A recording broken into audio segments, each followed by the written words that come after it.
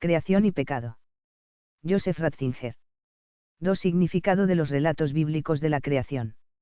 Dios dijo, que las aguas pululen de seres vivos, y vuelen las aves sobre la tierra por la superficie del firmamento de los cielos.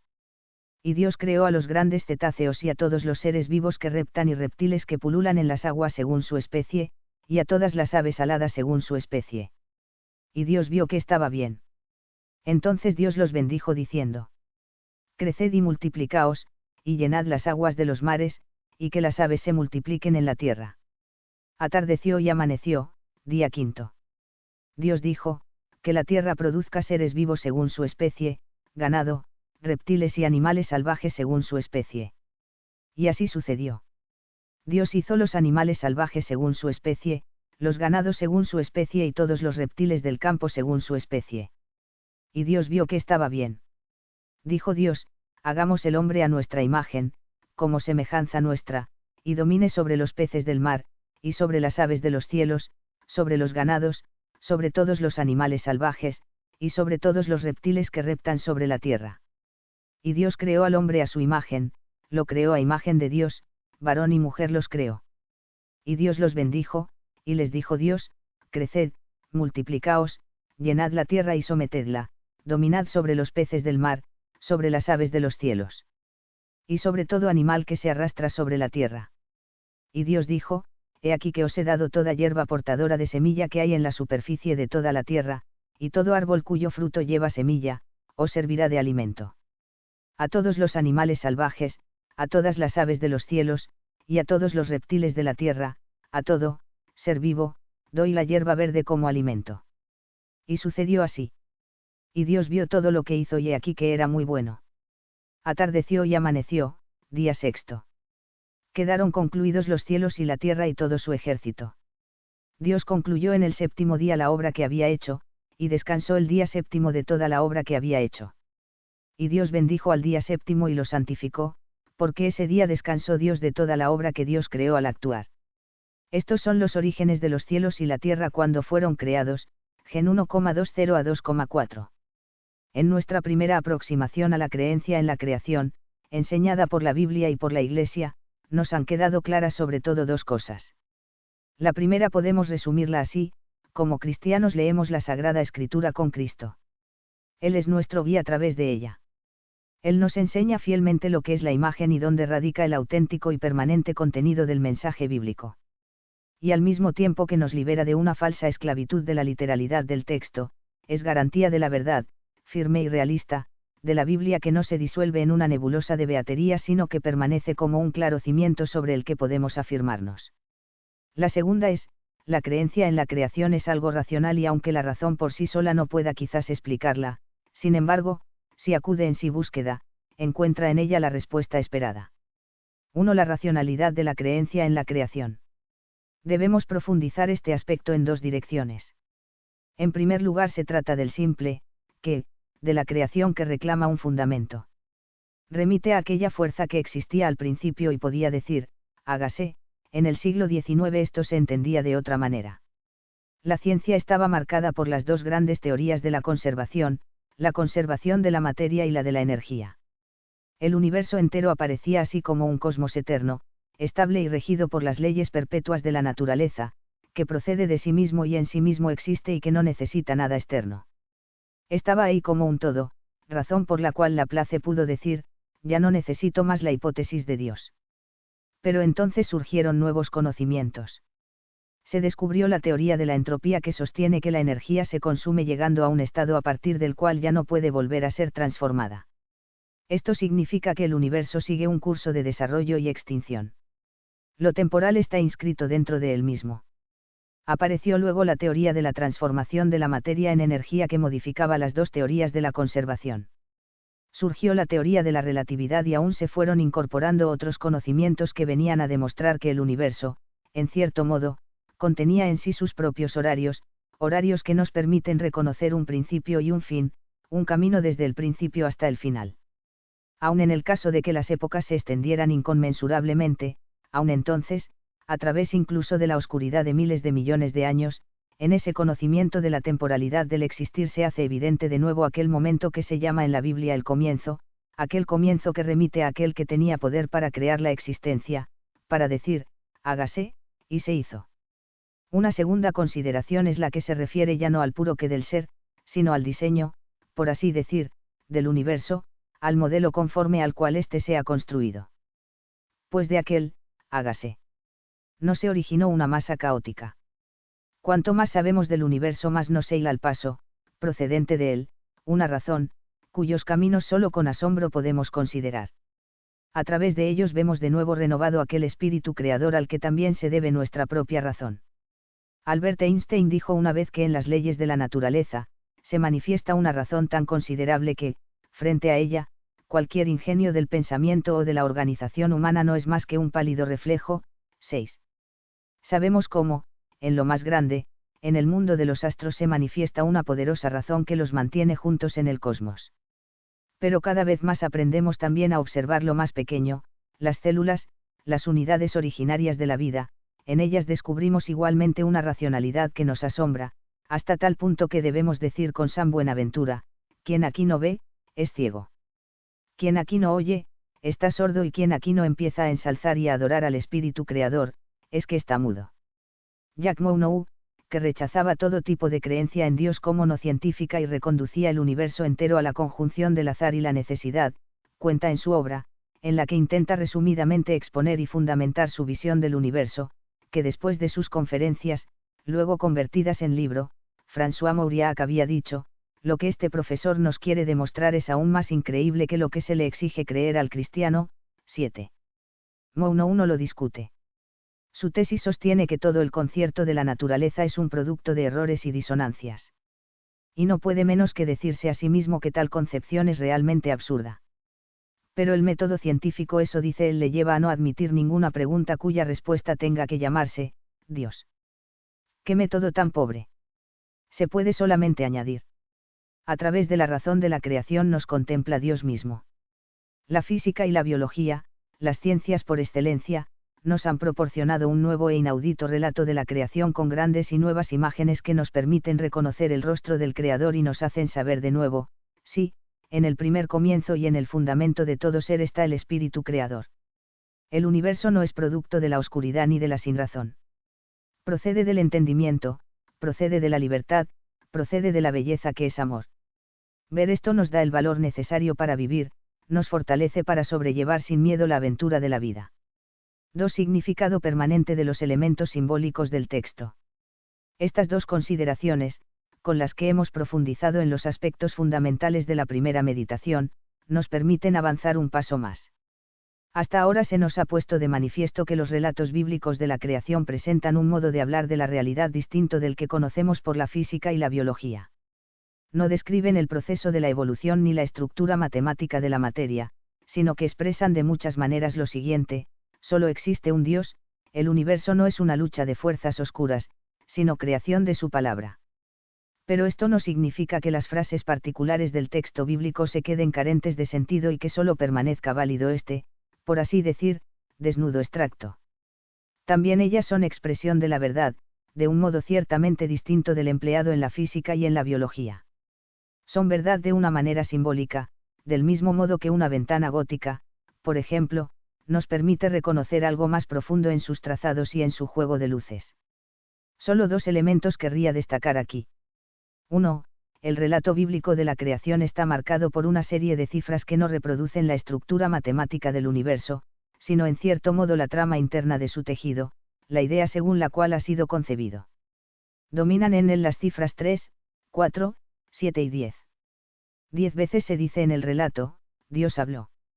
En estas 10 veces la historia de la creación anticipa ya los 10 mandamientos. Nos permite reconocer que en cierta manera estos 10 mandamientos son un eco de la creación, no arbitrarios inventos con los cuales se han levantado vallas a la libertad del hombre, sino introducción en el espíritu, en la lengua y en el significado de la creación, lengua traducida del universo, lógica traducida de Dios que construyó el universo.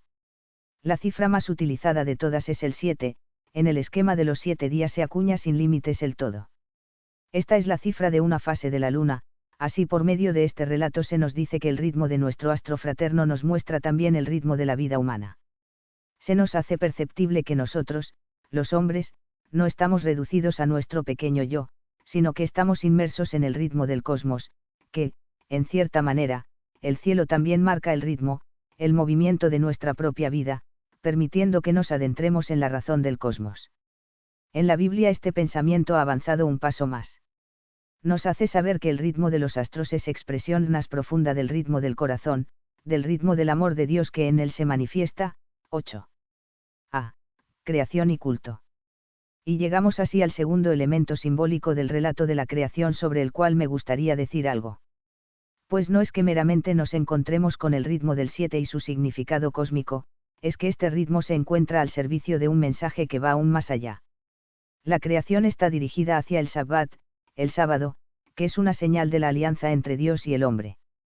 Tenemos que reflexionar con más exactitud sobre este tema. De momento, en un primer impulso, podemos deducir de aquí lo siguiente: la creación se ha construido para dirigirse al momento de la adoración. La creación se ha hecho con el fin de ser un espacio de adoración. Y ella se cumple y se desarrolla correctamente cada vez que de nuevo existe para la adoración.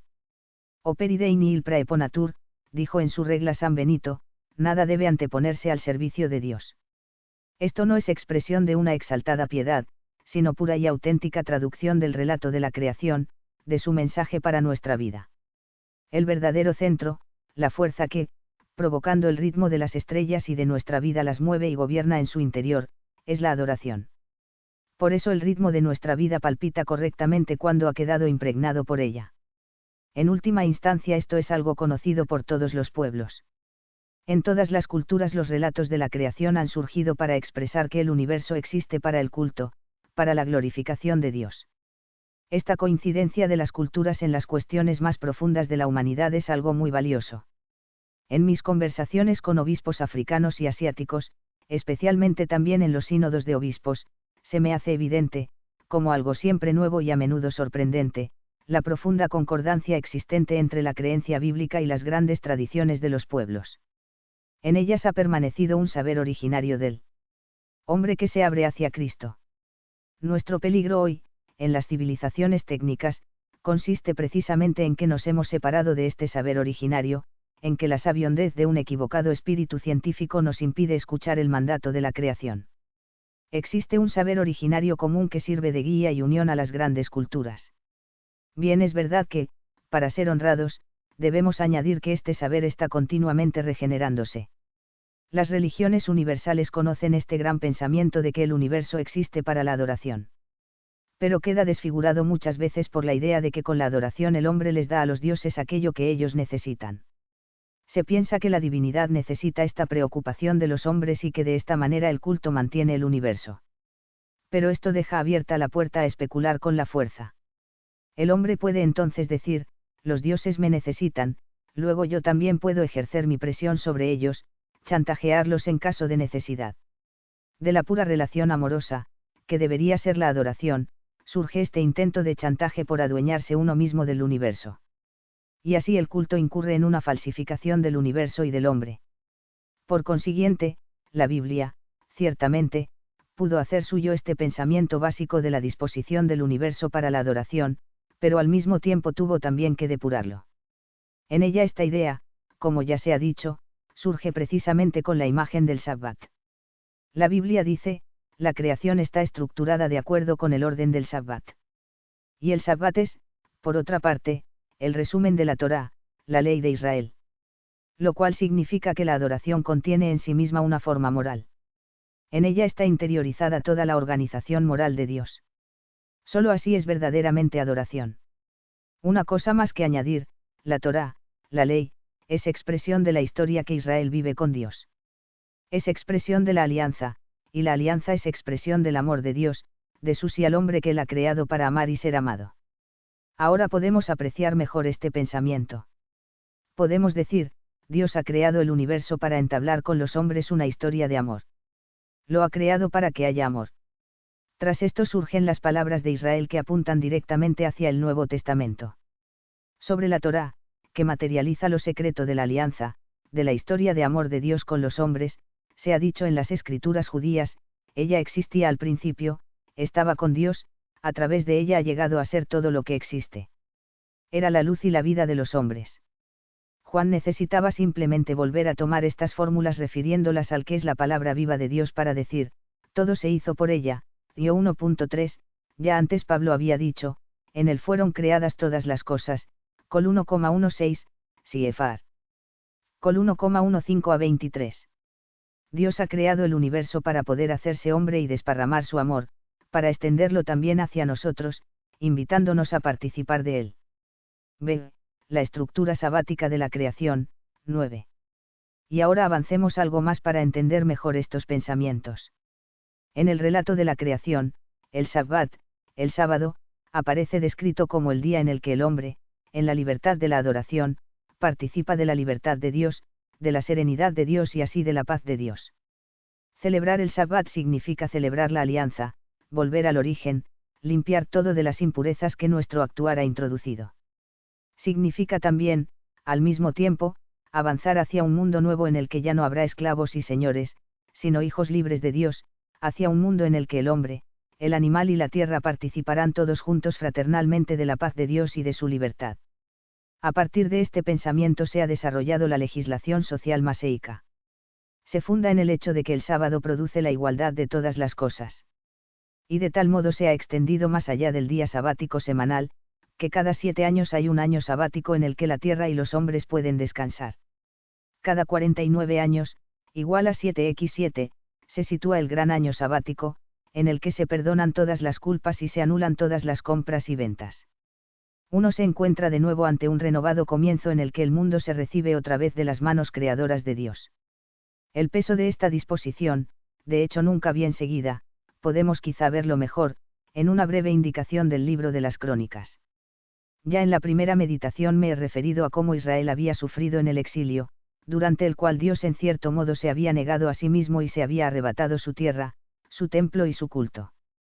También después del exilio continuó la reflexión, ¿por qué Dios pudo hacernos esto?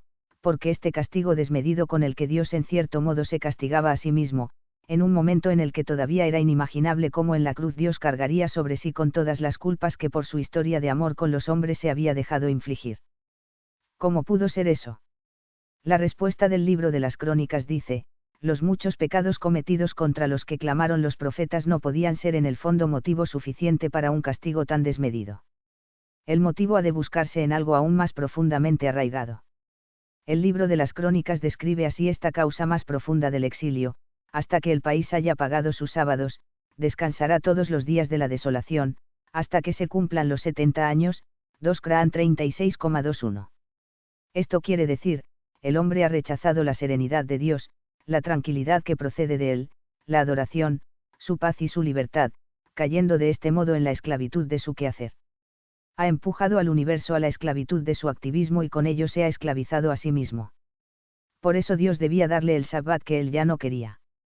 Con su no al ritmo de la libertad y de la tranquilidad procedente de Dios, el hombre se ha alejado de su semejanza con Dios para pisotear el universo.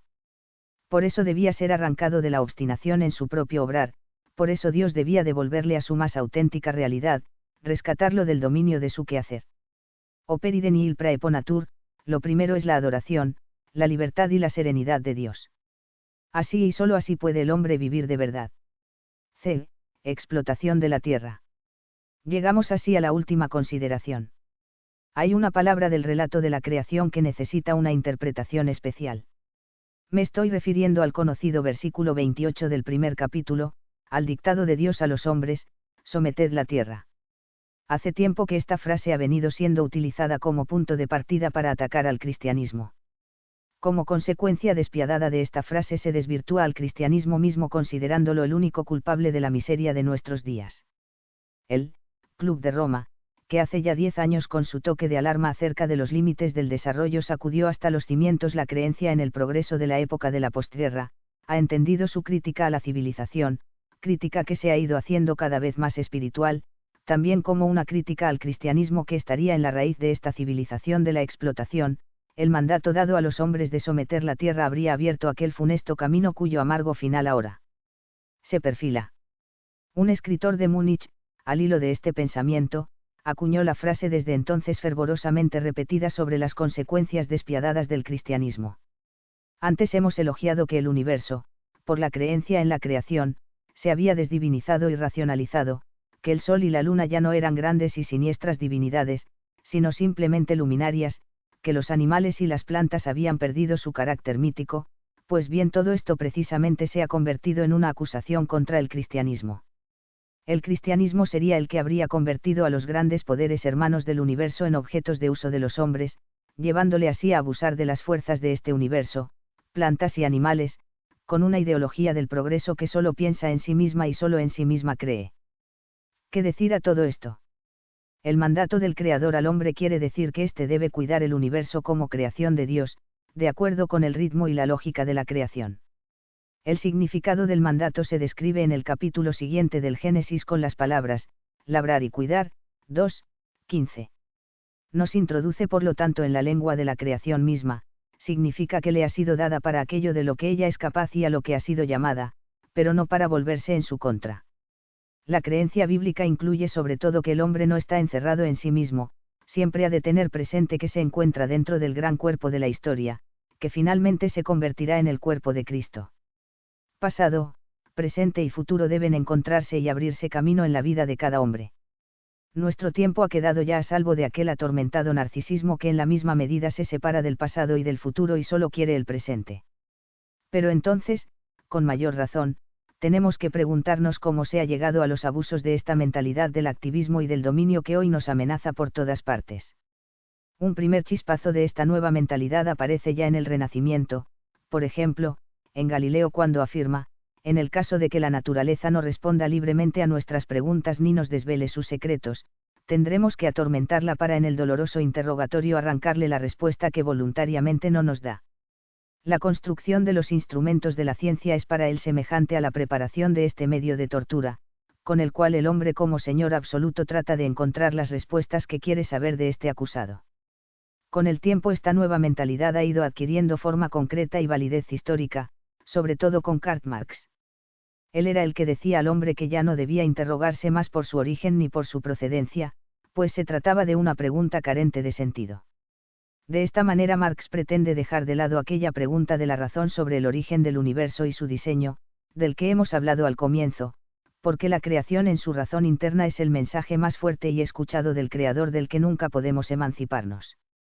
Y puesto que, en definitiva, la cuestión de la creación no puede contestarse más que como procedente del espíritu creador, por eso se interpretaba la pregunta como carente de sentido. La creación creada no cuenta, es el hombre el que debe producir la verdadera creación que luego le será útil. De ahí la transformación del mandato fundamental del hombre, de ahí que el progreso sea la auténtica verdad y la materia el material a partir del cual el hombre crea el universo que lo hará digno de vivir en él. 10. Ernst Bloch ha reforzado estos pensamientos de una manera verdaderamente angustiosa. La verdad, ha dicho, no es lo que nosotros percibimos. Verdad es únicamente la transformación. Verdad es, según esto, lo que se impone, y la realidad es consecuentemente, una indicación para la acción, es un adiestramiento para el ataque. 11. Necesita un polo concreto de odio. 12, en el que encontrar el ímpetu necesario para la transformación. De este modo para Bloch lo bello no es la transparencia de la verdad de las cosas, sino el descubrimiento del futuro hacia el que nos dirigimos y que nosotros mismos hacemos. Por eso, dice, la catedral del futuro será el laboratorio, y las centrales eléctricas serán las grandes iglesias góticas del futuro. Pues según él ya no será necesaria la distinción entre domingo y día laborable, ya no hará falta ningún sábado porque el hombre es en todo su propio creador. Dejará también de esforzarse simplemente por dominar y configurar la naturaleza y, por el contrario, la concebirá en sí misma como transformación. 13. Aquí está formulado, con una claridad que no encontramos otras veces, lo que constituye la opresión de nuestro tiempo. Antes, el hombre podía siempre transformar cosas concretas en la naturaleza. La naturaleza como tal no era objeto, sino condición previa de su actuación. Ahora le ha sido entregada como un todo, pero así el hombre se ve, de repente, expuesto a su más profunda amenaza. El punto de partida de esta situación se encuentra en aquella concepción que contempla la creación como producto únicamente del azar y de la necesidad, que no obedece a ninguna razón y de la que no se puede extraer ninguna enseñanza. Ha enmudecido aquel ritmo interior que nos había marcado el relato de la Sagrada Escritura, el ritmo de la adoración, que es el ritmo de la historia de amor de Dios con los hombres. Bien, es verdad que hoy percibimos visiblemente los horribles resultados de tal enfoque. Sentimos una amenaza que no afecta a un futuro lejano, sino a nosotros mismos, a nuestra inmediatez. Ha desaparecido la sumisión de la fe, el orgullo del quehacer ha fracasado. Y así se configura una actitud nueva y no menos nociva, un enfoque que considera al hombre como perturbador de la paz, como el que todo lo destruye y que es el verdadero parásito, la enfermedad de la naturaleza. El hombre ya no se gusta a sí mismo. Preferiría volverse atrás para que la naturaleza pudiera de nuevo estar sana. Pero así tampoco construimos el universo. Pues contradecimos al Creador cuando ya no queremos al hombre como Él lo ha querido. Con esto no santificamos la naturaleza, nos destruimos nosotros y la creación. Le arrebatamos la esperanza que existe en ella y la grandiosidad a la que está llamada. De modo que el camino cristiano permanece como el que verdaderamente salva. Propio del camino cristiano es el convencimiento de que nosotros solo podemos ser verdaderamente creativos, y, por tanto, creadores si lo somos en unión con el Creador del universo. Solo podemos servir verdaderamente a la tierra cuando la tomamos siguiendo la instrucción de la palabra de Dios. Y entonces podemos perfeccionar y hacer avanzar al universo y a nosotros mismos. Operi nihil praeponatur, a la obra de Dios no se anteponga nada, al servicio de Dios nada debe anteponerse. Esta frase sí que es una contribución a la conservación del mundo creado frente a la falsa adoración del progreso, frente a la adoración de la transformación, destructora del hombre, y frente a la blasfemia del hombre que destruye a la vez el universo y la creación, apartándolos de su destino final. Solo el Creador es el verdadero redentor del hombre, y solo si confiamos en el Creador estamos en el camino de la salvación del universo, del hombre y de las cosas. Amén.